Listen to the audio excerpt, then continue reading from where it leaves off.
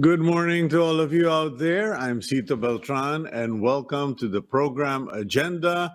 Today is September 7. It's a Monday, year 2020, and I hope that you are doing well and that you are starting this week with a more positive spirit.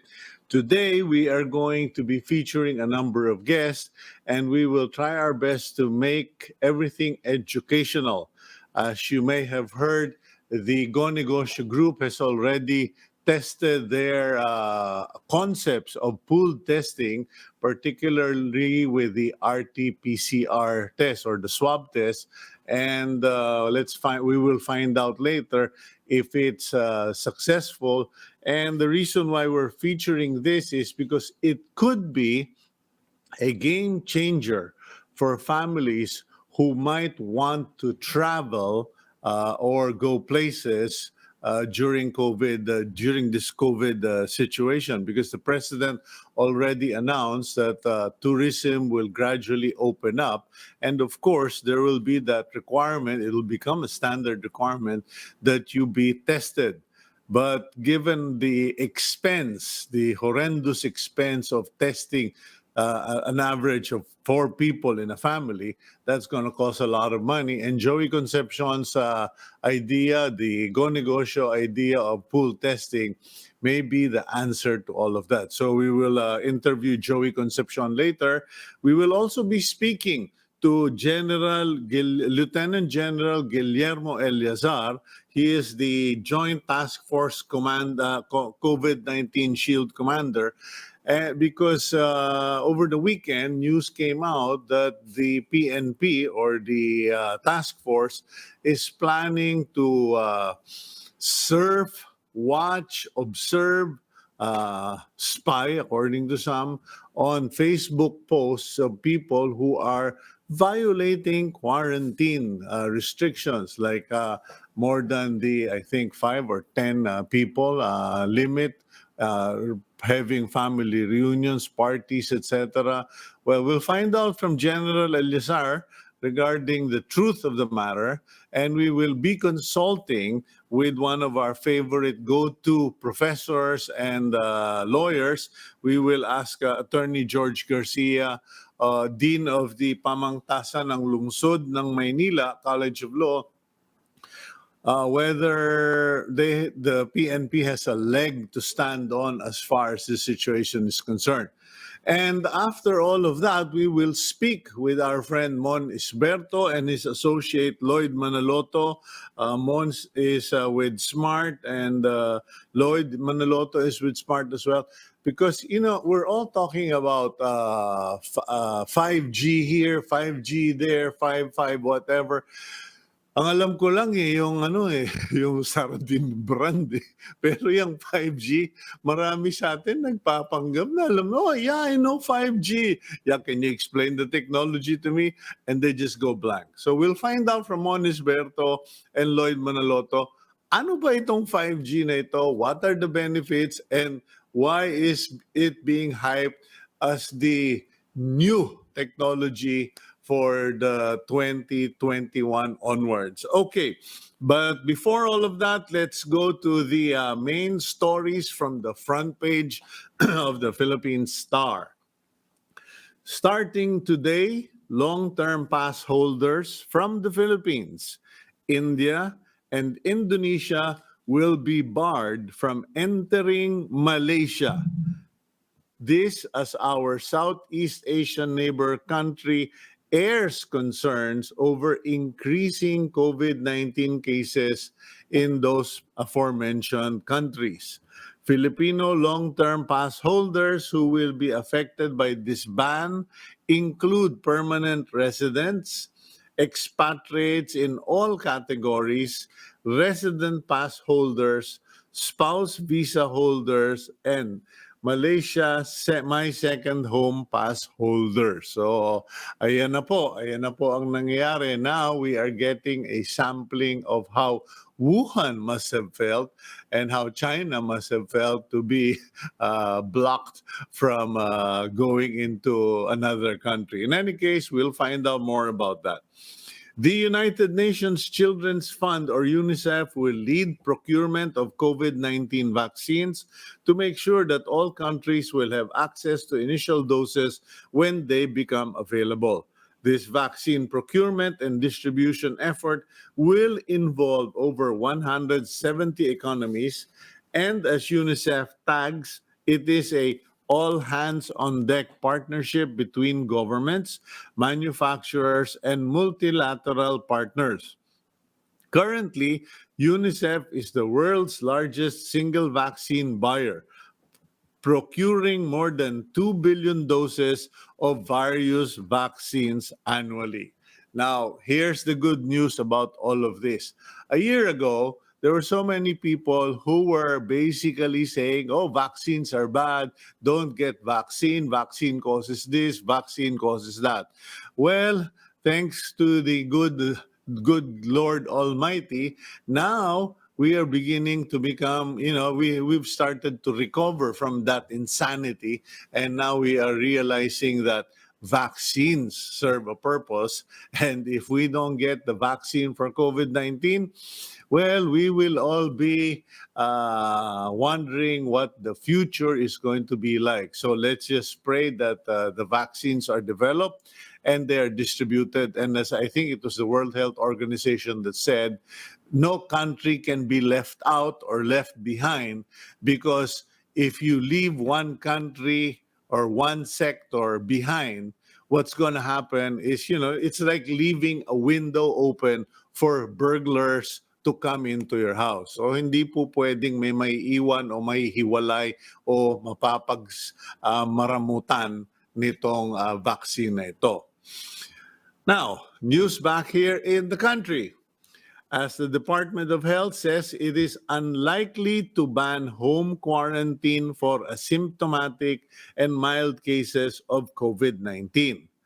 But Undersecretary Maria Rosario Vergere clarifies that home quarantine can only be observed as long as the patient meets the following conditions. They have their own room and toilet. They have no members of the vulnerable population at home, like senior citizens, and they can be promptly monitored by barangay health teams. The National Task Force Against COVID-19 Chief Implementer Carlito Galvez Jr. has said before that home quarantine contributes to community transmission. Vergere, however, insists that there are other factors to the spread of COVID-19 in the community. Okay, ang problema niyo po ng mga nasa gobyerno, hindi ninyo binibigyan ng focus, or you do not place attention to the fact that not all people are created equal in terms of the economy. Some people live in villages, some people have a room and bathroom in one, and other people, there are 6 to 7 people living in a room. So yung pong mga policies ninyo kailangan tugma doon sa kinalalagyan, and that's why it always made sense for us to base everything on the barangays. Okay, and speaking of getting things in order, some leaders of the House of Representatives invoked the Congress's power of the purse as it issued warnings against the Movie, Television, Review, and Classification Board, or MTRCB, over its plan to regulate video-on-demand platforms like Netflix. Deputy Speaker El Rey Villafuerte described MTRCB's plan as regulatory overstretch, and thus warned that they might be given a budget cut. House Speaker Alan Peter Cayetano has earlier called the plan ridiculous and mind-boggling, hitting the agency for its misplaced priorities. The question is, do these two gentlemen understand this term? The Movie and Television Review and Classification Board. Yun po yung MTRCB. So anong pinagsasasabi ninyong overreach? Baka naman you have too much paper. As in, pumapapel na naman kayo dahil maraming nanonood ng Netflix. Pati ba naman yan, pinapatulan pa ninyo? Leave the MTRCB alone. Let them deal with the affected sector, which is basically Netflix. Let them discuss it. Pero yung papapil kayo, klaro, you do not have, the issue at heart. What you have at heart is press release. Sorry, I'm going to call a spade a spade. It's not an overreach. It is the Movie, Television Review and Classification Board. That's all they have been talking about. The classification and rating of shows. Para naman malalaman ng mga magulang, if they even bother, whether a movie or a series is supposed to be shown to children or not, or what age appropriate a particular program is. Anyway, tama na po yan at wag na natin silang bigyan ng masyado pang atensyon. Okay, let's move on to our program today. Let's bring in someone who, in spite of criticism, is actually trying to get something done, and unfortunately, his suggestions, ideas, and his group that he represents are underappreciated. Let's bring in Presidential Advisor for Entrepreneurship and pwede ko ba siyang tawagin mad scientist? Awayin kaya ako nitong kaibigan ko ito. Let's bring in Mr. Joey Concepcion. Joey, good morning to you. Good morning, Sito. It takes a certain amount of risk to do what you're doing and to come up with your ideas, like this pool testing. I just realized it, Joey, that the pool testing is going to make a difference for families who will want to travel as a pack when the tourism industry is opened up by the president, because it makes it cheaper. Parang sabi ko nga, hindi na appreciate yata itong pool testing ng marami. In any case, can you please bring us up to date regarding the testing that you've been doing in Makati? Well, since the research was approved, we're using pools of 5. Basically, in one test kit, 5 people are placed there. We were targeting ideally 10, but due to the quite high prevalence now prevailing over the country, it's more conservative to take that number down to 5, which so far out of 5,000 people that are supposed to be tested in Makati in the first run, we've tested about 2,407 over the last 5 days. So there'll be a couple of more days. About 500 people, 400 to 500 people are being tested every day right now. The prevalence is relatively higher than what we expected, but we will know as we go on. And this is the start. And after Makati, there are a number of other LGU cities that will be done with this. It's still part of the research to determine how effective pool testing. Eventually, it will really bring down the prices because depending on the outcome, because if the prevalence is high, then there will be a number of retakes, and that will increase the cost. But I think overall, we're still at about 750 to 800 pesos per head under a pool testing. But Sito, a pool testing is not really for traveling. I'll explain that later on. Pool testing is really to speed up the testing here in the Philippines, trying to have more a cost-efficient way of testing people by doing pools of five. No, Mm. if the capacity right now of the lab is about 1,000, that is times five. So that's about 5,000 people can be tested. No? Yeah. Okay. So, well, I get you. I get your point that it was not designed for people who want to travel for tourism purposes. It's primarily for offices, businesses where That's you right. need to test a lot of people, And or fast, it's man fast, and fast. fast. But more than that, pool testing is now becoming the obvious choice for groups, whether it's for an office, whether it's for families who, because even the government is saying, or the IATF is saying that right now it's usually, as far as COVID infections are concerned, it's already family clusters. That's So, right. That's right. For go example, ahead. like in Makati right now, they're testing all the vendors and the drivers. No, so Mm, those are the frontliners. In companies, they'll be testing all their employees, whether asymptomatic or symptomatic. No, so but on top of that, Sito, this afternoon we will be meeting with Al Inobio, which is the Israel company that's developing saliva testing. No, parallel to that, DOST is doing their, as you heard from USEC Rosette Berhere, that they are also doing a test on swab testing versus saliva. No? But what we are trying to bring in and get this approved is the saliva testing, which is also will take only about, I'm told, 15 to 30 minutes, no, using a mm, computer and not a lab. No? So the proponents of the saliva testing will be meeting the private sector and some people from government over Zoom later on this afternoon.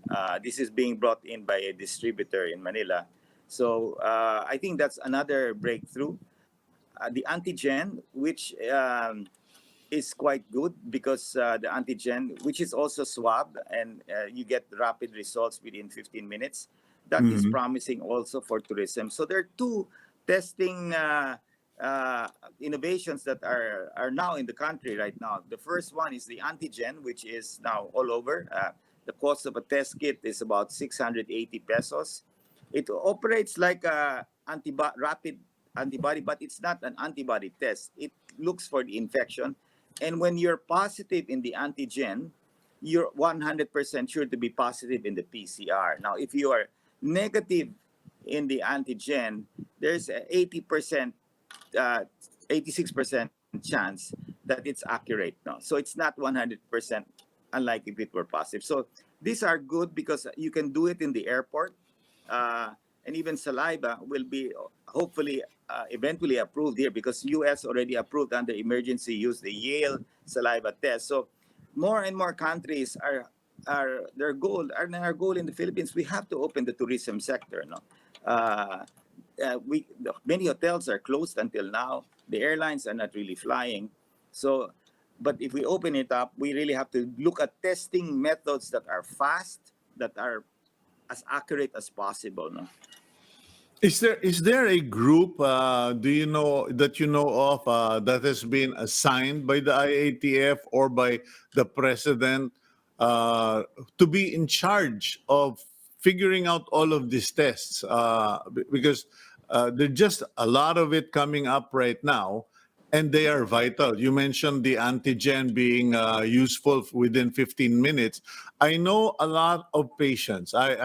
Well, I can say personally of three patients who were in critical situation but could not be operated on until test results came out, and they were test results that would take 2 days to 3 days. And I'm going, what on earth is happening here? You've got a patient with an aneurysm, you've got a patient who had a hematoma, etc. And we're still waiting 2 to 3 days to find out the results. Anyway, going to my question, is there an assigned group to filter, to facilitate all of this? Yes. Well, the testing czar in the Philippines is Secretary Vince Dizon. No, he's in charge of that, and we're working with him.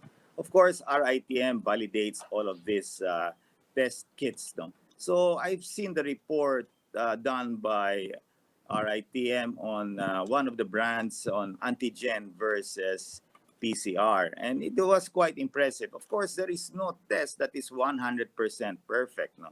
Mhm. Uh, but the antigen, which uses the same cartridge, almost similar to the rapid test, is quite accurate, no. And let me repeat, this is not blood, this is swab. So you have to swab your nose, and down the road, people can do it with themselves, properly done.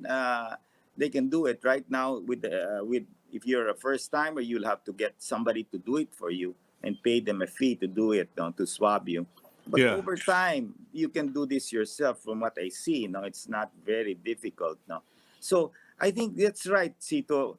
The speed of testing, especially in getting the results, are very important.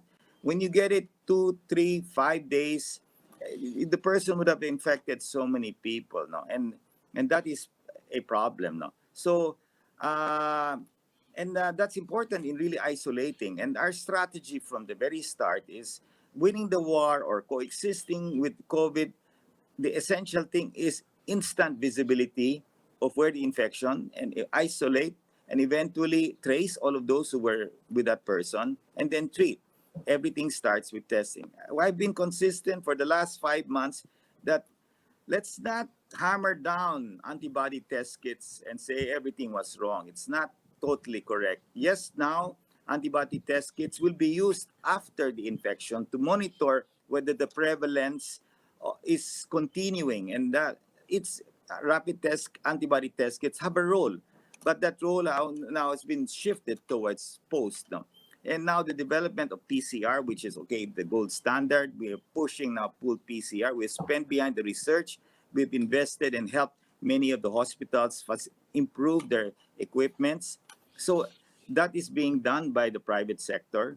And now we are supporting the initiative of looking at testing methods and innovations that will open up the tourism sector. And I believe Mhm. the antigen is a promising method, and I believe that down the road, even saliva will be very promising. No, so ideally, when you fly in the plane, you test yourselves in the airport. You can get your results within a couple of minutes. No, so these are ideas, innovations that are really developing as the world gets to know the virus. No, and we will adopt it wherever possible, and of course with the support of all RITM, DOST, who will be joining the meeting this afternoon, and of course DOH has to be very aggressive in helping the whole country really look for a what I call your weapon. No? That's the only weapon we have, to Mhm. test. Okay, thank you for clarifying that thing with Vince Dizon, because we were under the impression that as testings are, he's simply focused on having patients or suspected infected people tested. I didn't know, and that has not been made clear that his group is also in charge of assessing, filtering, or assisting companies with the testing system. Now, this thing with the saliva, is that the Israeli-based testing system? Yes, that's the Israeli-based. It uses IoT, Internet of Things, and artificial intelligence. So it's a computer that determines whether you're infected or not. And so they will Mhm. be demonstrating it this afternoon to the group. No, I've invited people from the airlines, Cebu Pacific, PAL, and um, and the rest, no, including the hotels, and of course the retail sector, organizations. In the end we really want to open up, the entertainment sector, having concerts and all of that down the road to testing innovations. Just think that people can go to mass in large, bigger numbers by basically everybody being tested 2 or 3 hours. No? So these are innovations that can be done down the road to really open up the economy, But assuming that the cure for the virus will not happen this year or next year. No? So yeah. while there's a report that the vaccine is being developed, we always have to create a fallback scenario just in case none of these vaccines do really work. No. Well, that's the businessman, the experienced businessman in you that puts that forward, because a lot of people are just pinning their hope on vaccine. And, people in business or us in private sector, we will always have the what if shit hits the fan, what do we have to fall back on?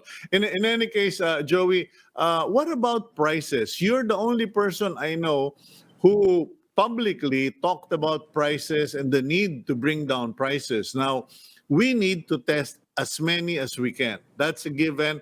And the things that you are proposing and pushing forward is going to make a big difference. But no one seems to want to address the issue of pricing. Well, for example, like in RT-PCR, for individual tests, they range anywhere between 3,500 to 8,000. If you want a home service, it's somewhere in the higher level. But the only reason why pool testing can be brought down lower is because you put more people to a test kit. No?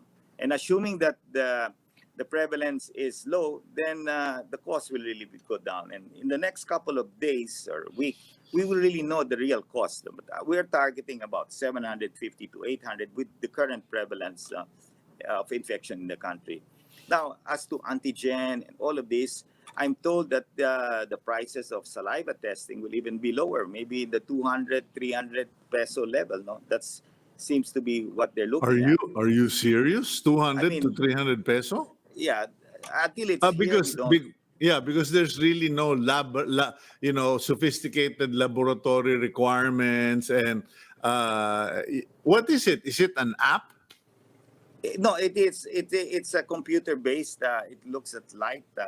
Very hard for me to explain because I'm Yeah. not a scientist, and that's why I might make a mistake. But they will. I have the material, but it's best that that's why we want to hear it from them and how it works. And they say it's Yeah. quite accurate, and they would like to do trials in the Philippines. They don't. Israel doesn't have yet FDA approval for this, but they will get their FDA approval soon. So we Yeah. want to run it parallel in the Philippines, so that the moment Israel gets FDA approval, then our FDA and our authorities here can also approve it right away. Because I really pity our airline, our tourism sector. No, it's really affected because of all of these risks. No, other countries are not accepting us to go there because of infection, and of course the locals cannot move from different provinces because of the like Boracay and Bohol and all these areas. So.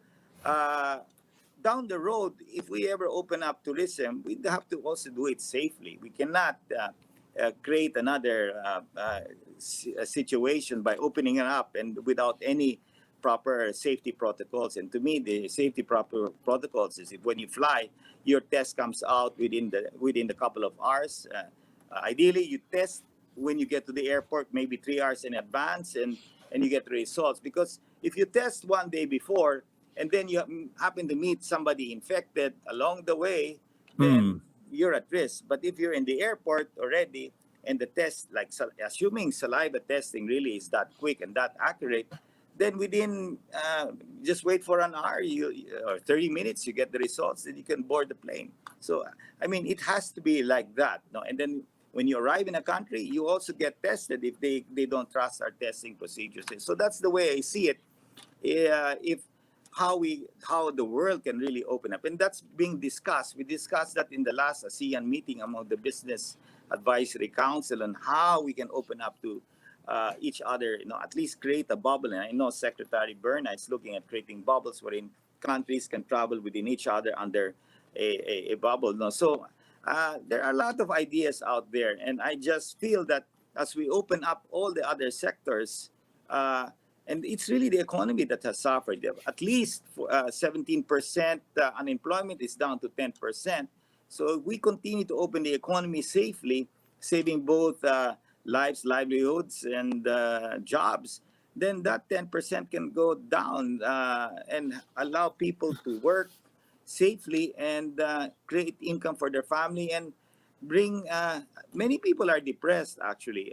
When I attended one of these MSME events, you can see the sign of this despair on themselves because restarting the business is not just, I have a little popcorn business. No, we've closed maybe half the stores, and restarting it is a struggle because many people just don't want to go out because the infection is high. No, so Mm. consumer confidence is not there yet. It will only be there when they see that it is safe to go out. That's the only way. And I respect the congressmen for their efforts in creating a stimulus package, but we have to be careful that the stimulus package only works when the engine is running well, no, and it can run. So we cannot just throw in money to our MSMEs because if they are not going to be viable, so it is true that we have to manage the health situation to create better confidence for our Yeah. Filipinos to be able to go out now and I spend. think what's happening is our economy is now beginning to look like our transportation system. The buses are not enough. The passengers are not enough. So we're trying to run the economy, but there are no consumers, there are no customers because everybody's scared and staying home. In any case, I do hope that your testing ideas, your proposals are embraced readily.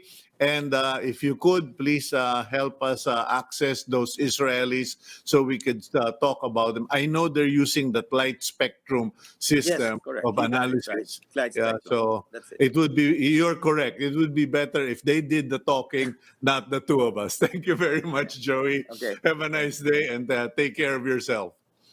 Thank you. Okay, that's Presidential Advisor for Entrepreneurship, Joey Concepcion. And yung pong pinag-uusapan namin, may test na ginagawa ang Israel. Nagawa na nila, nasubukan na nila sa kanilang mga pasilidad, itong kumpanya na ito. At yung sistema po, kukunin yung laway at parang bang binibilad, parang pinapailawan using light spectrum at saka yung computer, isang program, at malalaman within 15 to 20 minutes, alam mo na kagad, oy nako, merong COVID-19 yung laway nitong taon to. So mabilis ang testing. It would be great for airports. It would be great for families who want to travel. It would be great for patients.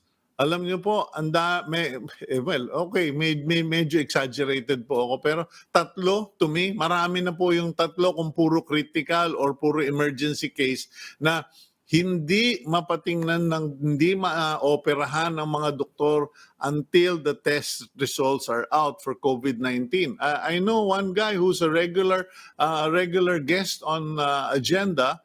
He had an aneurysm and they couldn't operate until the test results for COVID-19 came out. Thank God he was negative. They were able to operate and he is recovering.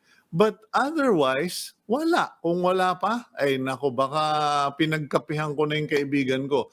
And the parent of a friend, ganun din. Hindi magagalaw unless she has undergone the COVID-19 and ilang araw bago makuha yung resulta. So let's all pray for this pool testing, this antigen, this swab test, and above all, doon po sa mga tiga-gobyerno, parang awa nyo na, pag-usapan nyo naman yung presyo. Si Joey Concepcion lang yata ang matapang magsalita na dapat 750. Bay, kung yung laway na yan, napakamura ng laway eh. Kung yung laway test na yun 200 to 300, di matetest na natin yung buong Pilipinas. Isang load lang ng cellphone ninyo yan. At least malaman nyo kung may tama kayo o yung pamilya nyo. We'll go for a quick break. When we come back, puntahan naman po natin isang kaibigan natin na, nako, medyo na ninervyos ako do sa anunsyo tungkol sa kanya. We'll come back here on Agenda.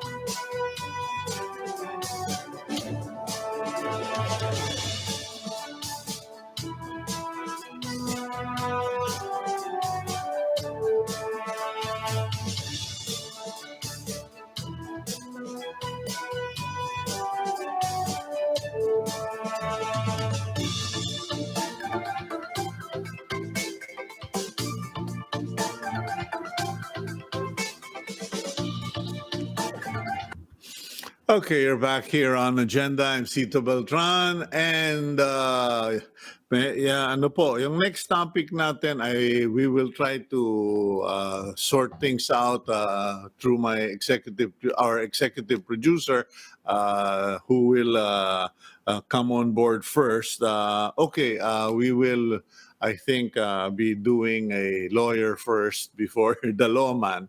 Kasi over the weekend po, lumabas tong balita. The Philippine Star, on the bottom of the page, had an article that stated that Lieutenant General Guillermo Elizar announced that the Philippine National Police would be monitoring Facebook posts, particularly of people who are possibly violating quarantine rules. Katulad po yung mga nagpa-family reunion, meeting en masse, or traveling without authority as a person outside the residence, etc. Honestly, I mean, I like General Guillermo Elizar. I like the guy. He's a hardworking, dedicated lawman. Kanya lang medyo yung news na imo-monitor, yung Facebook post, sasalain o maghahanap. Medyo parang the impression I got was Big Brother is about to start watching. Are we in a police state? I can understand the dedication and the commitment to the duty, but is it one step too far? Shouldn't we let the netizens and the Facebook community police its own? And sabi nga nila, then let the netizens shame these people, but the police might be overstepping themselves. So let's find out. Let's first speak with our Dean ng Pamantasan ng Lungsod ng Maynila College of Law, Attorney George Garcia, what his advice is. Attorney, pasensya ka na para ako humihingi ng pre-legal advice. Kanya lang, honestly, Dean, medyo iba yung dating sa akin. It was a very disturbing feeling to read that in the papers that they're planning to monitor Facebook, especially in the light that the AFP chief of staff nagsabi na dapat sa anti-terror law bantayan din itong mga Facebook posts na ito. Parang teka, anong nangyayari? So what are your thoughts on this, Dean? Napakaganda po ng intention. The goodness of the intention is really non-debatable po yun. Diba? But we have to always understand that pandemic or no pandemic, may gera o wala, the Constitution will always be there. Yung Bill of Rights natin na nakalagay sa ating saligang batas will always be there and can be invoked by the people. And with all due respect po to the PNP, to the organization, at sabi nyo nga po kay General Elizar, to me, my understanding is yung word po that they will have to monitor. Kung monitor lang, Sir Cito, wala po tayong problem doon. Yung monitor po, titingnan mo lang, magbabrowse over ka, wala po tayong problem doon. Pero kapag yung monitoring mo, nag-relate ka na to other data, to other sources, and then may titingnan ka na certain information, then that may become unconstitutional. So in this particular case, regardless of the intention, my initial conclusion is the proposed action by the institution is unconstitutional. Bakit po? Yung meron po tayong tinatawag na privacy of communication. Kahit pa sabihin nyo pong social media yan, Sir Cito, until today, we have no Social Media Regulation Act or law in our country. There was an attempt in 2017 and in 2018 by then Speaker Alvarez, and then in 2018 by Senator Joel Villanueva na magpasa ng batas na ganyan. But hanggang ngayon po, hindi po yan na ipapasa ng House of Representatives at ang ating Senado. Why? Kasi po, tested as against the constitutional guarantee of expression, freedom of expression, the privacy of communication, the right to property. Data po is a property right of an individual. Then, medyo yung intrusion, napakahirap po na tingnan ano yung mga standards. Ngayon po, yung sinasabi po ng PNP na imo-monitor nila, Sir Sito, pag minonitor mo, number one, magkakaroon ka ng access. I-access mo. Magkakaroon ka ng interception. Sir, ang problem po, yung pong Republic Act 10175. Ano po yung Republic Act 10175? Yung po yung Anti-Cybercrime Prevention Act. May pinapunish po na certain acts. Number one, illegal access. Wala kang right to access a data or to access yung sa internet po. That is punishable by 6 to 12 years imprisonment. Illegal interception, punishable by 6 to 12 years imprisonment. Yung kung data interference, systems interference, punishable by 6 to 12 years imprisonment. Meaning po, Sir Sito, itong mga acts na ito na punishable, hindi po ito pang pribadong individual lang. This can likewise be committed even by public officials, kahit po mga miyembro ng Philippine National Police. And so therefore, it is my advice po na sana mapag-aralang mabuti ito pong kanilang plano na ito, because they will likewise have to protect yung mga personnel nila who might be involved in data gathering based sa social media, in monitoring based sa social media. Baka po kasi sila ma-charge. Bakit po, Sir Sito? Mabilis na mabilis. Yeah, go ahead. We have time. Kung kayo po, Sir Sito, kinuhanan ko ng data because I want to monitor whether you are violating quarantine protocols or standards. Pero pag kinuha ko po yun and therefore I want to charge you, number one, that is an admission by the one who is charging that I got information and data from you from the social media.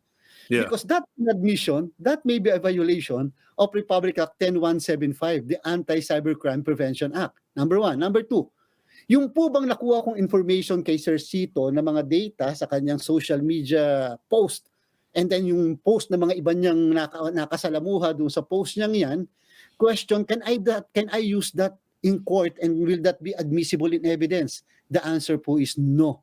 That is not admissible in evidence because it is illegally procured. It is offensive to the Constitution. Wala pong pinagkaiba yan, Sir Sito, doon sa Republic Act 4200, kung natatandaan niyo po, yung pong Anti-Wiretapping Act.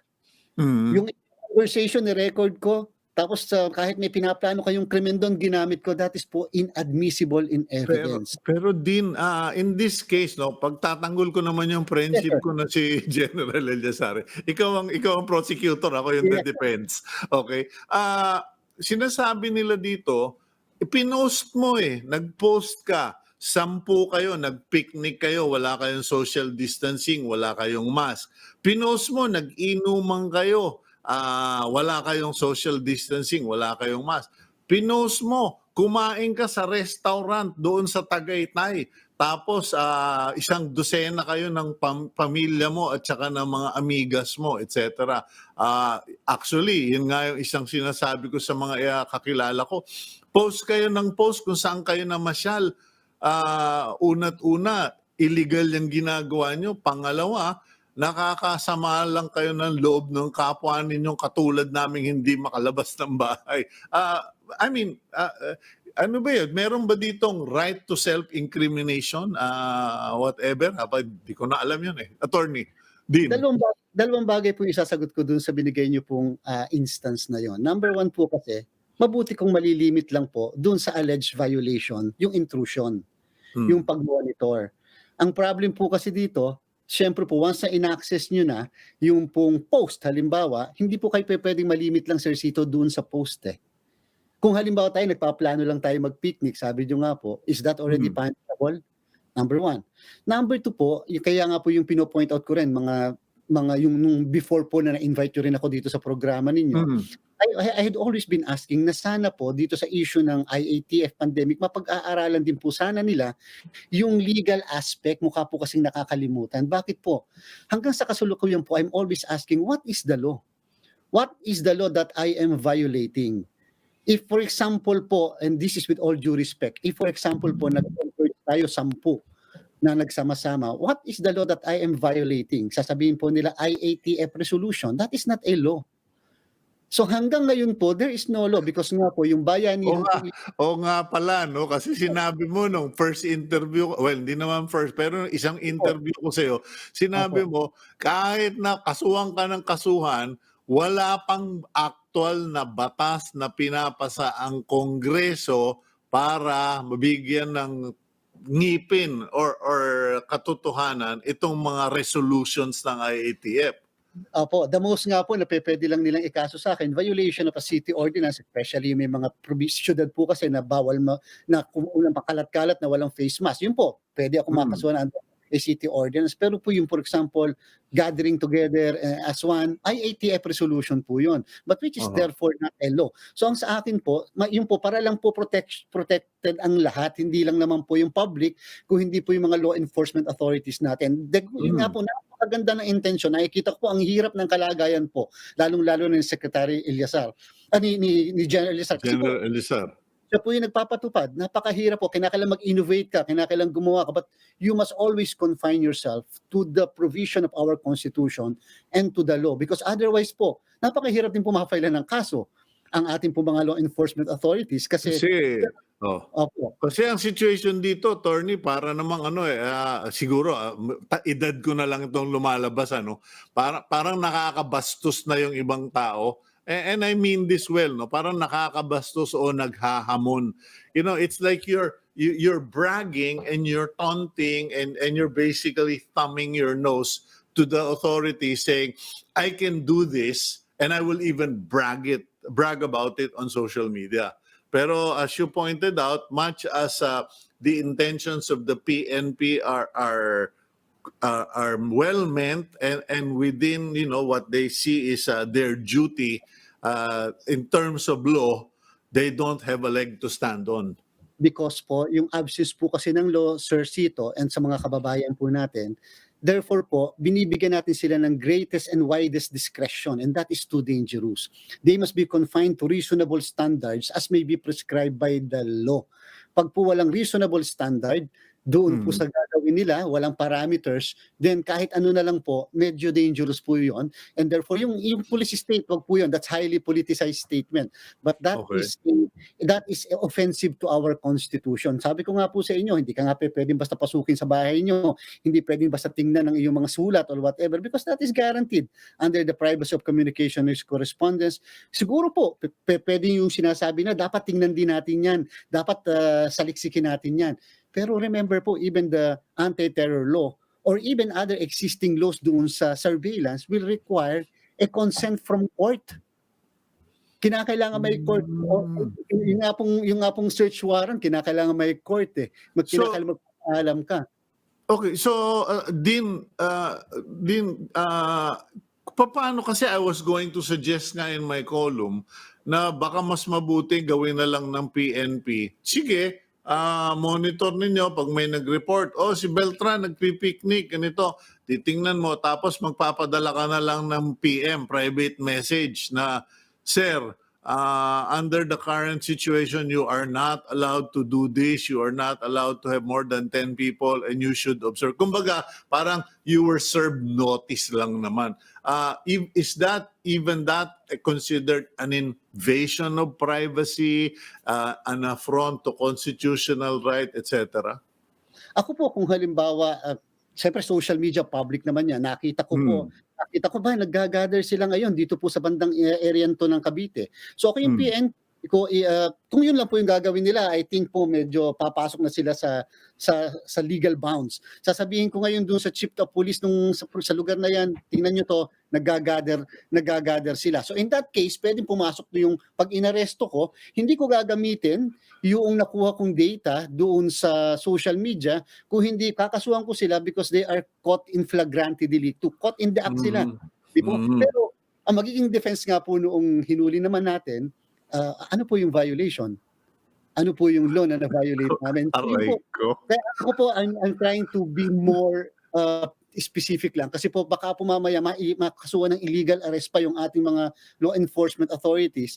At pagkatapos, that's why yung paggamit ng data pati, ng information coming from social media, medyo ingat po sila. Kasi po meron po tayong Anti-Cybercrime Prevention Act. Hindi lang po yan cyber libel ang pinapunish nun. Hindi lang po yung identity theft. Sabi ko nga po sa inyo, sir, pati illegal access. Illegal access. What do you mean by illegal access? Wala kang permission.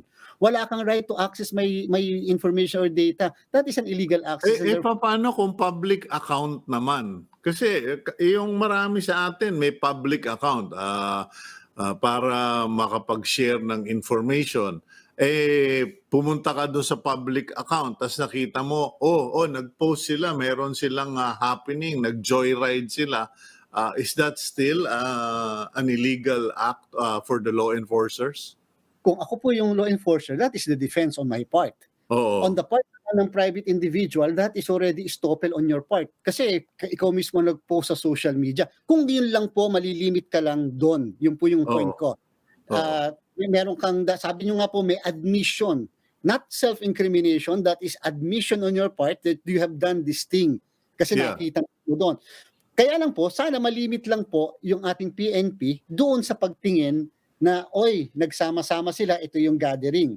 Yun po yun. Pero pag po tinignan nyo na halimbawa, tingnan ko nga rin yung account ni ganito. Mukhang kakilala ko yung kasama nila, kasi mga kasama na-enumerate lahat doon sa na-post eh. So tinignan ko yung account ni ganito. Tinignan ko rin yung account ni ito, yung mga related accounts po. Medyo may problem na po tayo dyan. Baka po kasi may violation na. Yung sinasabi ko, Dean Garcia, na pinadala mo lang ng private message. Dean, nakita namin yung post mo na kayo, nag-joyride kayo o kaya nag-family reunion kayo, bawal ho yan. The mere act of sending you a private message, is there anything illegal in that? Ako po medyo pag-aralan din nila yung legality din po noon. Kasi sabi nyo nga rin, yung goodness of the intention, i-remind ka lang naman na bakit kayo nag-gather together, mga 10 kayo, pero may problem pa rin po yun kasi nga po yung although not regulated ang social media, yung po kasing privacy, isipin nyo po, paano mo nakuha yung aking account? Paano mo nakuha yung aking number? Hindi po ba sa data privacy, sir, hindi lamang naman po yung pangalan ang pinoprotektahan, kundi all other data ang pinoprotektahan. Not because it became public, pwede mo i-access yun. So yun po yung sinasabi natin. Liwanagin natin din, kahit na pinost mo o pinost ko sa public account at nakita ng kapulisan, pagkatapos ginamit nila yung detalye o yung data or yung information doon sa Facebook page mo o sa Twitter mo or whatever para padalan ka ng mensahe kahit na hindi ka naman inaaresto, the mere fact that they used the data or detalye is already a violation of the privacy.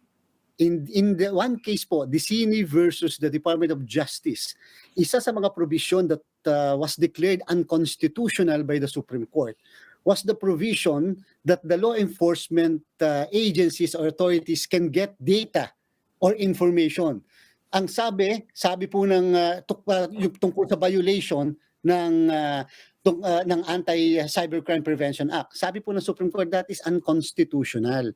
Kasi sabi ng Supreme Court, kapag ginamit na yan at nag-intrude na wala kang parameters, wala kang limitation or restriction, then that is offensive to the freedom of expression as well as the guarantee of the right to property of an individual. So ang akin lang po, sana mapag-aralan lang po, Sir Sito, hindi naman natin sinasabi altogether null and void, altogether unconstitutional. Kinakailangan po may parameters lang. Hindi pa pwedeng, alam niyo naman po pag ini-implement na Sir Sito walang ang ganda ng guidelines ni General Elizar. Sobrang ganda po, talagang in accordance with the Constitution and existing law. Ang problema pag ipinatupad na po Sir Sito, diyan nagkakaroon lagi ng problem. And so therefore, they should be all lalo na pag masyadong masigasig yung opisyal at gustong ma-promote doon sa kung saang lalawigan o probinsya o syudad. Kasi may mga kasong ganyan na tinapo ng korte. Sinabi, akala mo obvious. Parang yung teacher ba na nagsabing magbabayad siya ng 15 million ba yun para patira si presidente. Pagkatapos akala nila, ayan na, siya mismo nagsabi, siya mismo Umamin pa. nag-post. Dinampot, tas sabi ng korte, teka, meron bang 15 million yung damuhong yan? May kakayanan ba? At saka talaga bang may galit yan kay Duterte o kulang lang sa pansin yan at nabaliwala yung kaso? Tama po yun. So kung ang gusto lang po naman natin is just to instill din yung takot sa mga tao o kaya yung pag-compliance sa ating existing law and rules, siguro po may mga ibang paraan but not necessarily intruding into the domain of social media. Yung social media, hanggat walang batas na nire-regulate, madami pong violation na sa social media. Alam po natin yan, misinformation, disinformation, but that should not be the basis of a government to just intrude into a purely private matter. Para sa akin pong palagay ay kinakailangan meron pa rin tayong batas dahil yung isang batas na yan po yung magbibigay ng guidance po sa kanila. Hanggang sa wala po tayong batas na umiiral patungkol sa regulation po ng social media, we have a very a problematic situation. So siguro po ang pinakamalapit nga muli na may insist natin na batas, yung Anti-Cybercrime Prevention Act. Kaya lang po, wala po kasi yung sa definition at sa enumeration ng mga krimen na under the Anti-Cybercrime Prevention Act, yung pong binabanggit patungkol sa violation of quarantine. And therefore po, that is not a cybercrime. And that not being a cybercrime, then hindi po papasok yung 10175 na yan. Okay. Kasi ang pinapatunguan or the main point of the police is basically violations of quarantine resolutions or rules. Yes, sir. And that's a different set of crime, if you want to call it crime, compared Yes, to what is listed in the law that covers cyber activity or cybercrime.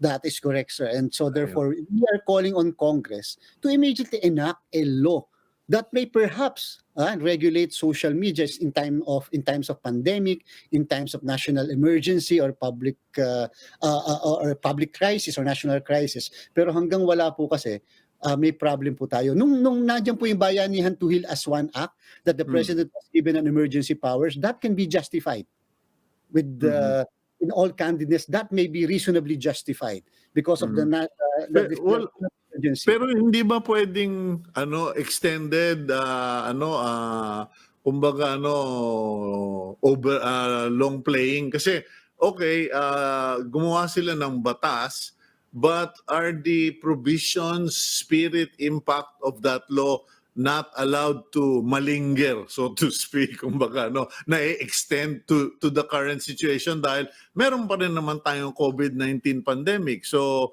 o kailangan ba talagang this is a new law to cover this? Well, yung po kasi mismong batas mismo ang nagsasabi that this law will be effective only from March 24 to June 25 of 2020. So after that po, unless i-extend, wala pong presumption of a law. Wala po, and because of the principle also that there is no crime if there is no law which punishes it. So how can you punish something if there is no such a law? So hindi po pwedeng presumption. Extend natin yan. Siguro na-extend yan. Actually, Sir Chito, siguro nga po yung lahat ng mga mamamayan natin, ang paniniwala nila, may batas pa rin na ganyan. Kaya po talaga, compliant pa rin ang majority of the Filipinos. Sumusunod pa rin because of the perception na maliban sa ayaw kung magkaroon ng COVID-19, may batas pa rin. But unfortunately nga po, wala po yung Bayanihan to Heal as One na yan. At number 2, yung 2 naman, financial package lang po yun. Wala pong tungkol sa criminal acts as defined sa Bayanihan to Heal as One. At hanggang ngayon, pa po napipirmahan ni Presidente. Ay maigi na lang na tayo ay mga mababait, masunurin at very cooperative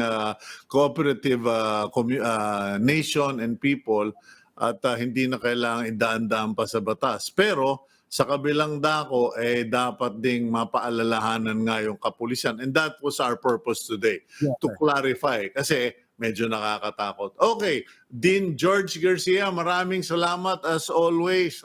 Anytime, sir. Anytime, sir.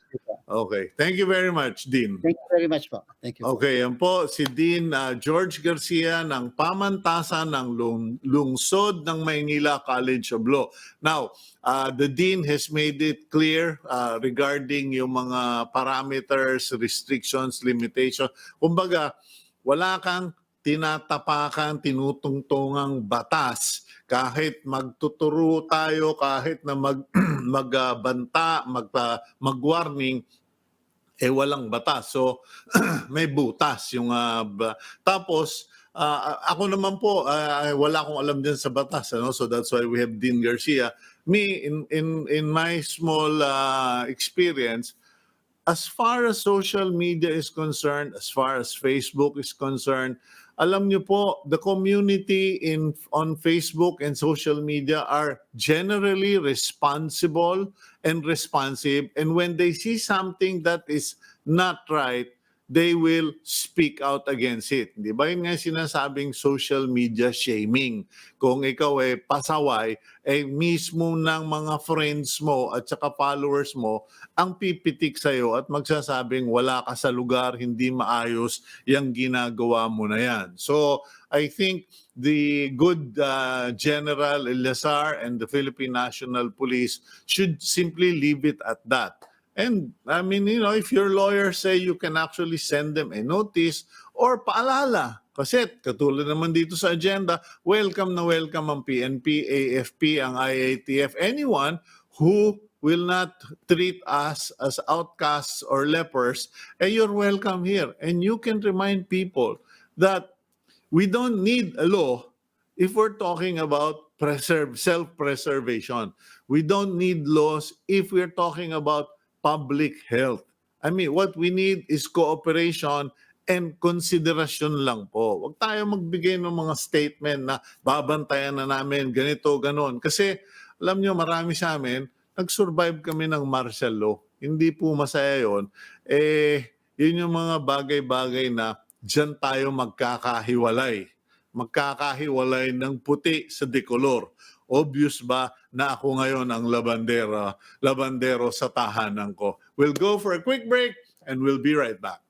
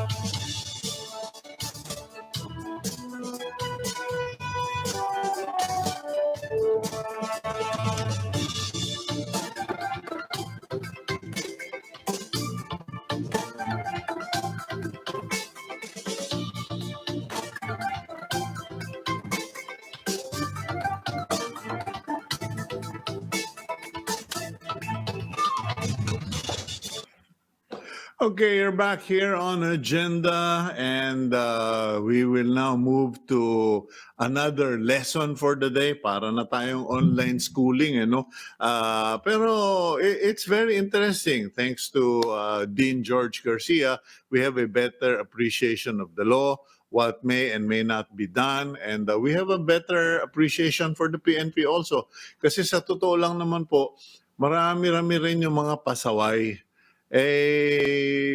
Ako, yung may bumisita lang na isang tao, I really appreciate having a guest being alone by myself here, but I'm also a bit, I think twice about it. Kasi, syempre, baka may COVID yung tao, mahawa ko.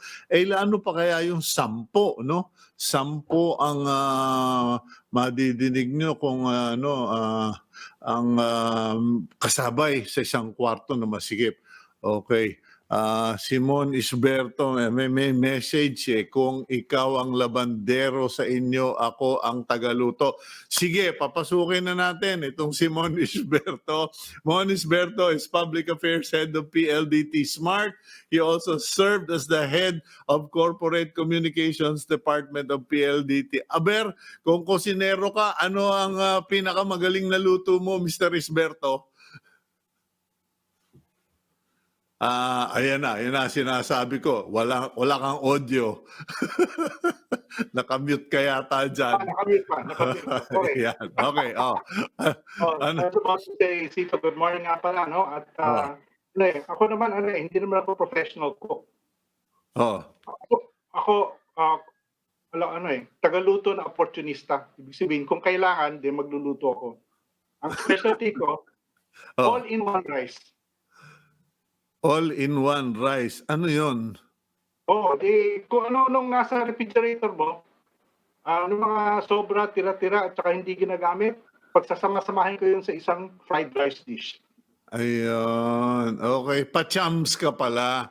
Magaling ka. Pachams na kusinero. Pachamba-chamba. Okay. Bago tayo magkaligawan dito, puntahan muna tawagin din natin yung isang kasama mo, Vice President for Strategy and Corporate Brand at Smart Communications, dating TV5, Lloyd Manaloto. Lloyd, good morning. Good morning, Sito. Good morning, Ramon. Okay, ngayon, sige, gentlemen, magkaliwanagan tayo, no? Kasi mabuti na yung honesty is the best policy. Maraming paikot-ikot dito sa Pilipinas ngayon. Sasabihin, 5G, I can't wait for 5G. 5G is gonna be the greatest, blah, blah.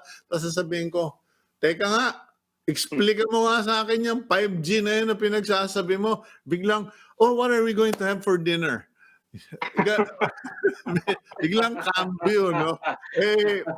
Pakiramdam ko, panahon na para pag-usapan, ano ba talaga itong 5G na ito? So, age before youth who's having coffee, parang kang hindi nang galing ng TV5, Okay. Isa pa to. Okay, anyway. Sige, who is in a better position to explain what is 5G? Ako na magsimula niyan, Sito, kasi ako mas matanda eh. Okay. Naabutan ko lahat yun. 1G, 2G, 3G, 4G. Tapos Okay. 5G. Oh. It's not yet so obvious, Sito, no? Honestly. Kasi it's very, very early days of 5G. Pero 5G is going to be big. Mhm. It's going to be a major milestone in the development of mobile phone technologies and digital technologies. No? So, ano siya? It will bring a major shift. Not right away. Hindi ka agad makikita. But down the road, you will see that 5G will introduce a whole new generation of digital services. Mhm. So, kasi, just to introduce a technical point, kasi ang 5G, hindi lang siya standalone. When all of the other technologies in the past, 1G to 4G, 5G is not a standalone technology. It's a platform that comes with several other digital technologies. Ngayon ay umuunlad at lumalaki. Ano yun? Artificial intelligence, Internet of Things, cloud computing, At there are several other technologies there. Pero pag pinagsama-sama mo yun, Sito, you will have not only enhancements of existing services, but new services altogether that are not simply possible sa ngayon, given the current state of technology. Okay, now tanungin ko itong si Lloyd, no, kasi Mhm. mukhang hindi naman to millennial eh, nagpapanggap lang mukhang millennial to eh. Okay. Oh, sige. Okay. Lloyd, tanungin lang kita. Okay, in real terms, okay, for ordinary Filipino, ano ang 5G as far as their phones are concerned or their lifestyle is concerned? Alright, ang 5G, ang effect niya, for the consumer, it's faster speeds. And as Mon mentioned, faster speeds opens up a lot of things. What it does kasi is that yung phone mo, even if it's mobile, will feel like it's on fiber. So you get near fiber-like speeds even on phone. And for the early applications natin, ang pinakang makikita natin dito will be first video, and then gaming and esports. Now, with video, it's important because obviously you're okay now watching your Netflixes, right, on video. But when you put, for example, the NBA, you want you want much faster speeds and latency or yung mabilis na pag-signal because video on sports there's a lot of movement. And pag maraming movement, kailangan mo mas mabilis yung internet mo. So for sports applications, perfect ang 5G. That's why we have we did this partnership with the NBA That's Smart, right? So you can watch it in HD on your mobile phone na hindi naglalaga, hindi nasisira yung images. The other thing that's happening for 5G is that it opens a lot of possibilities for gaming and esports. So yung mga games natin, importante ngayon. There's this technology called cloud gaming. Yung mga games on a PC, you can't play them on a mobile phone because you need really, really fast speeds and really fast latency. With 5G, yung minimum requirement of 25 Mbps is suddenly available na sa phone. So last July, we did this test wherein we actually played a Dota game on a PC game, and we used 5G, and it was powered by a mobile phone. So yung parang internet mo was through phone, and then we were able to play that game. So that was the first, I think one of the first applications of cloud gaming on a mobile 5G network. And now, in the States, what's happening now, because 5G is opening. Ang importante kasi we have to remember, 5G is a technology platform. It is not the be-all, end-all. It is a component of things that needs to be done. So with 5G, that's as your platform, companies like Niantic, a Google game, right? They're actually putting more and more technologies and applications behind that takes on 5G. So recently, Niantic just announced that they did this enhancement on Pokemon Go. So it was augmented reality. And mukha akong bata, galaro pa ako. If you were to play that game, pinapatong lang nila before yung mga images. So when meron silang augmented reality and you put your camera, ipapan mo sa mga puno, yung Pokemon lalabas lang siya, nakapatong lang. With the new technologies they call AR branding or augmented reality blending, yung mga characters, they can run behind the tree or play around with the scenery. Now, yun yung fun applications ng 5G. Now, those fun applications have a way of transforming because it's the same technology. The 5G as a platform, the applications. Imagine now that augmented reality being used for industrial things. Okay. Di parang Lloyd, di parang blender siya. Para siyang electronic, cinematic, virtual blender, so to speak. Pinaghahalo niya yung animation to reality pag pinagsama. So hindi siya yung parang katulad sinasabi mo na yung 1G, 2G, 3G, parang pinag-uusapan lang natin speed and then features. Ngayon, yung 5G is not about just speed or features. It's what it allows you to do and it Yeah. becomes parang siya yung central of technology. Oh. Kasi let me introduce one more technical point, no, to back up Oh. yung sinasabi ni Lloyd, no. Oh. Ang 5G kasi meron isang characteristic na wala sa ibang previous generations of mobile technology. It's called network slicing. Mabigat, no? Pero simple lang yan. Ang ibig sabihin lang ng network slicing, kasi ang wireless technologies, mobile phone technologies, yung capacity niyan shared resource. Ibig sabihin, kung marami kayo nasa cell site, lahat kayo gumagamit ng parehong resource. Pero ang 5G, pwede nang gawin ganito. O meron kang isang application, no, ginagamit para sa isang usage, no? Sabihin natin, meron kang automation sa isang factory. Pwedeng yung capacity nun, ihihiwalay ko. I will set it aside and dedicate it only for that application. So, okay, di parang yung PLDT fiber optic, Mon. Kasi ang sinabi sa akin nung kaibigan ko, si Kim Atienza, he told me that with PLDT fiber optic, and I could be wrong, no? Pwede mong i-program kung sino gets the priority in terms of usage. So dito sa bahay ko, I have priority of usage because ginagamit natin para sa agenda. And then the Okay. second priority will be for my daughter, pero ngayon nasa Holland na yung anak ko. So merong prioritization. Diyan sa sinasabi mo, yung slicing, may ganun din, may parang prioritization. It's not only prioritization, Sito, it's dedication, meaning a dedicated capacity. Ikaw Okay. lang ang pwedeng gumamit. No, yung application na yun, ikaw lang ang kakagamit ng application na yun. Kasi halimbawa, kung industrial usage yan, Okay. ang kailangan mo is you're automated some of your systems inside your factory. Hindi pwedeng maghahalo-halo ang ibang tao dyan. Halimbawa, gumagamit ng 5G cellphone, hindi makakapasok yung sa capacity na dedicated for that particular application. So yun ay isang malaking pagbabago sa 5G.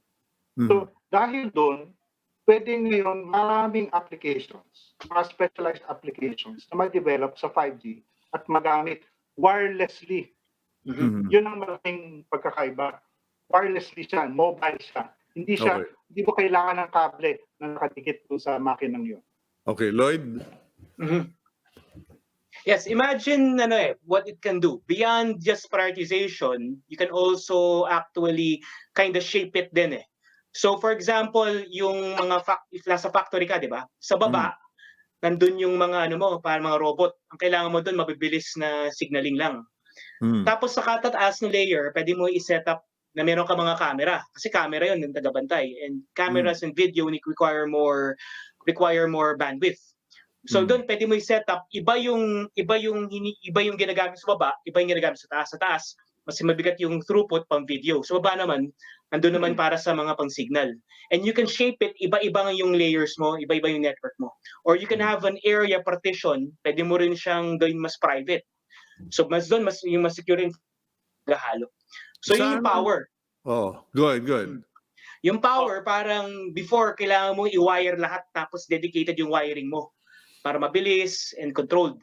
Eto kahit hindi na wired, sineset up mo lang and then minamanage mo lang sa mga computer and servers para, dito yung kailangan kong bandwidth, iba yung kailangan kong bandwidth sa ibang application. Okay, who would benefit the most and the best with 5G? Kasi alam mo, yung standard mindset natin, 5G, dun ako para mas powerful yung telepono ko, makaka-games ako, makaka-video, etc., etc. But you can only do one thing at a time anyway. But you guys are talking about businesses. Am I correct in assuming that 5G is really more for businesses, for factories, productions, or pati ba sa government yan? Initially, the first beneficiaries would be regular consumers, katulad natin. Kasi all benefits already from high speeds. No? That's much more easily available wirelessly. Kasi mobile ka. No? Kasi halimbawa, iba ngayon, work from home tayo. With 5G, you can work anywhere. No? Work from anywhere. no? So, the consumers, ordinary consumers can benefit, will be the first to benefit. Well, that would be a great reality possibility kasi like for a guy like me, I can actually be anywhere and do my program anywhere if I have this kind of speeds. Pero what about the reality of limitations in the Philippines? Ngayon pa lang nakaka-take off yung mga telco, ngayon pa lang nabigyan ng prioritization.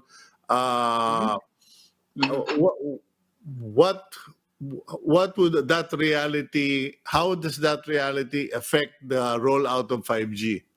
In a way, Sito, medyo magandang timing, no? Yung mas magandang rules or a better set of rules governing the rollout of network facilities. Kasi makakatulong yan sa pag-rollout ng 5G. Kasi sigurado, Sito, we are going to have to roll out more facilities, more cell sites, more fiber. No? Kasi ang cell site ng 5G, hindi pwedeng walang fiber yun. Kailangan talaga naka-fiber link yan. So talagang lahat itong ginagawa ngayon ng gobyerno na parang ginagawang mas madali ang pag-roll out ng network facilities, makakatulong ho yan sa pag-roll out ng 5G. Okay, so ang tanong, Lloyd, baka naman ikaw kasi nasa corporate strategy ka, baka naman kailangan sanla ko yung sasakyan ko para lang ma-afford ko yung 5G na yan. All right. Actually, interesting ang technology, right? When it starts out, it's usually the expensive gadgets. We've seen this with 4G, with 3G, and with 5G. The first devices are in the $1,000 range, so 6,000 pesos. However, recently, naglabas ng mga bagong chipsets that take advantage of 5G. So we're now seeing 5G handsets that are half the price of the original first release devices. So I think recently, Realme came out, and a couple, I think Vivo. Those devices are at the 20,000 peso price point already. So a few months ago, nasa mga 50,000 tayo. Ngayon, it's 20,000. So in about a few more months, we'll see devices in the lower price points. And as the technology becomes more and more pervasive, those price points will become even lower. To follow the trajectory that we see for LTE. Dati, LTE devices mahal din. Ngayon, we're seeing LTE phones below 5,000 pesos. So for technology, it's just a matter of time before those devices become much cheaper. So yung 5G mo, does it follow I have to throw away my iPhone 11 or iPhone 10, etc. Kasi hindi na sila 5G compatible o paano ba labanan? Well, hindi, you don't have to do this thing right away, Sito, but kasi nga ang kailangan maintindihan ng mga kababayan natin para mapakinabangan mo itong ganitong klaseng network capabilities. Yung devices natin ay nakatugma doon sa technology. Compatible. Kasi you won't benefit from 5G network if you only have a 4G handset. So sooner or later you have to upgrade. Kaya importante yung sinasabi ni Lloyd kanina, Sito, na the cost of the devices are going down very fast. Because 5G adoption in other countries is also growing very fast. So we hope to see more affordable devices more and more in the coming months. Lloyd? And if I were to add, actually what's interesting about 5G, it's not just going to be your mobile phone. So like we mentioned earlier, we were talking about augmented reality for games. I think in Korea now, they launched these 5G-enabled glasses. So yung salamin mo ngayon, pwede mo nang yung makakuha ng information ala your mobile phone. So imagine yung world ngayon, you're wearing your glasses, and the information about the things that you can see can be piped into your glasses. So that's already a reality already. There's a commercial device that's available in Korea. So yung mga ganun, lumalabas na sila. And those devices will get cheaper and cheaper then. So what it does, what 5G will do as a platform, it will expand beyond the mobile phone yung use cases. You will now see more phones, devices, wearables. Will the dominant brand drop out because of technology? Kasi alam mo, pag sinabi mong 5G, nadidinig mo yung mga Chinese brands. Mhm. Yung 4G nadidinig mo yung yung Mac, yung etc. sa mga Mhm. computer. So pag nag-shift ba sa 5G, does it follow that everyone will just simply have to migrate to 5G laptops, 5G computers, and 5G phones in like maybe 3 years? I think you will see that kind of shift, Sito, Mhm. across all of those devices that you mentioned. Kasi nga, tulad ng sinasabi ni Lloyd, 5G will introduce a wide range of services na many of which do not exist today. Mhm. And also because our new reality is we're gonna have to adapt or become obsolete. In any case, gentlemen, maraming salamat at least may advance warning ako. Kawawa naman yung anak ko, wala siyang Christmas gift, wala siyang birthday gift for the next 3 years. Pag-iipunan ko na yung 5G na yan. Okay. Thank you very much, gentlemen. Thank you. Thank you. Okay, Salamat nito. okay, Thank you, ladies and gentlemen, that's Mon Isberto, Public Affairs Head of PLDT Smart, and Lloyd Manaloto, Vice President for Strategy and Corporate Brand at Smart Communication. And mabuti naman po yung napapaghandaan natin yan because of all of this, the reality is it won't be back to normal anymore. We will be living lives online. Okay, thank you very much for joining us. God bless all of you. May He prosper you. May He bless you. May He give you good health and good life. And please remember us in your prayers. We really, really appreciate your prayers and also your notes. Thank you very much. I'm Cito Beltran, and that's Agenda Today.